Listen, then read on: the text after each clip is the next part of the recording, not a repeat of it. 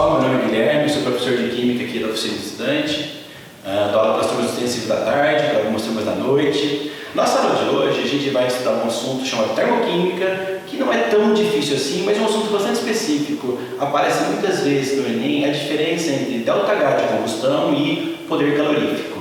Na verdade, ΔH de combustão e poder calorífico são coisas diferentes, parecidas. Muitas vezes, o ΔH de combustão, representado por ΔHC, é um valor negativo que quer dizer o seguinte: a quantidade de energia liberada quando um mol do combustível é queimado em condições padrões. Então, este valor de menos 1.380 e menos 5.500 querem dizer que, na queima de um mol de cada um desses combustíveis, no caso, o etanol e o octano, quando um mol desses combustíveis são queimados, a energia liberada pelo ambiente é de 1.380 e 5.500 kJ, respectivamente. Bom, esses valores normalmente são dados para vocês. E as provas do Enem têm abordado bastante uma diferença entre o ΔH de combustão e o poder calorífico. O ΔH de combustão, repetindo, é sempre um valor conhecido, um valor tabelado, que a partir deste valor o aluno tem que saber o poder calorífico. E para que ele saia do valor dado, chamado de ΔH de combustão, e chegue no poder calorífico, basicamente o que vocês precisam fazer é uma continha muito simples.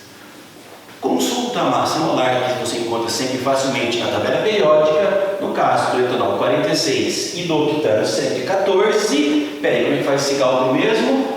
Como a fórmula do etanol é C2H6O e do octano é C8H18, você vai à tabela periódica, acha a massa do carbono, que é 12, do hidrogênio, que é 1, do oxigênio, que é 16, encontra o valor da massa molar, 12 vezes 12, 6 vezes 1 mais 16, no caso do etanol, que dá 46. No caso do octano, vai ser 8 vezes 12, 18 vezes 1. Esta soma 114. Massa molar sempre na unidade, grama por mol. Então, pegando os valores de ΔH de combustão, que são tabelados, esses valores existem, pegando os valores de massa molar que você encontra na tabela periódica, é só fazer uma continha muito simples. O ΔH de combustão dividido pela massa molar vai dar 1.380 por 46, a resposta é simples, o número é fácil de encontrar. 30. A questão é qual a unidade disso?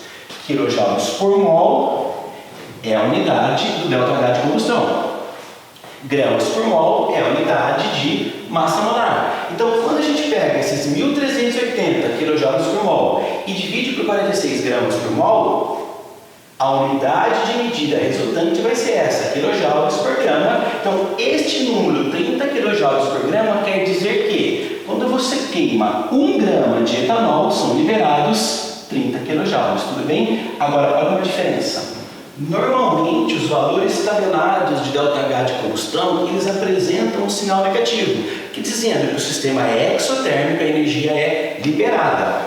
E quando aparece o dado do poder calorífico, normalmente o enunciado diz: calcule a energia liberada. Então, eu não coloquei o sinal negativo aqui de 30, mas isso quer dizer que, quando 1 grama do etanol é queimado, 30 kJ de energia são liberados para o ambiente. Esse mesmo tipo de cálculo eu posso fazer para o octano. Eu pego o valor do ΔH de combustão do octano, eu conheço a massa molar do octano e eu faço a mesma divisão do ΔH de combustão dividido pela massa molar. O ΔH de combustão do octano é 5.500, a massa molar é 114. Se eu faço a divisão de 5.500 por 114, eu encontro esse número aproximadamente de 48,25 e a unidade da resposta é quilojoules por mol, que é a unidade do ΔH de combustão, grama por mol, que é a unidade de medida da massa molar. A hora que eu faço a divisão dessas duas unidades, o termo que é comum acaba sendo cancelado e a unidade de medida da resposta acaba sendo 48,5 kJ por grama. Isto quer dizer que a cada 1 grama de octano que é queimado, são liberados para o ambiente 48,25 kJ. Repara que são duas coisas parecidas. Este 5.500 e este 48,25 querem dizer a quantidade de energia que é liberada no ambiente quando o combustível chamado de octano é queimado. Só que este valor quer dizer a quantidade de energia liberada quando 1 mol, e aqui quando 1 grama é queimado. Então a diferença está na quantidade de combustível que é queimado. Aqui você vai encontrar o valor para 1 grama, ou seja, por uma quantidade muito pequena, e quando você tem o valor do ΔH de combustão, esse valor sempre numericamente é maior, porque trata-se de um conjunto chamado de mol com vários gramas dessa substância. A ideia é parecida, é a energia liberada quando uma certa quantidade de combustível é queimado. Só que o poder calorífico a gente sempre mede por unidade de massa. Tudo bem? Fácil. Esse tipo de assunto tem aparecido muitas vezes nas provas do Enem. Espero que vocês tenham entendido. Quem gostou, vai lá, se inscreve no canal e curte. Boa tarde para todos. Tchau pra vocês.